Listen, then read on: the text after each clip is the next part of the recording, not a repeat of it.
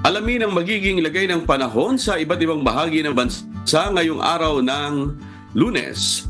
Panoorin po natin ang update mula sa Philippine Weather Bureau Pag-asa. Tuloy na pong humina ang southwest monsoon sa ating bansa. Easterlies ang nakakapekto ngayon sa silangang bahagi ng ating bansa.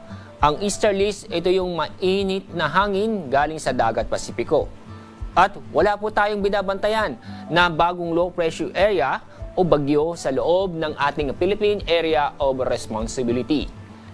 At para sa ating lagay ng ating mga karagatan, wala tayong gale warning ngayong araw. Pero asahan pa rin ang mga moderate to rough seas sa northern at sa western section ng Northern Luzon. Sa ibang dako, Banayad hanggang sa katamtaman ang ating pag-alon.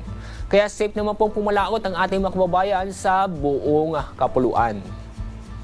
Ang araw po sisikat sa ganap na 5:45 ng umaga at ang araw lulubog mamayang 5:51 ng hapon.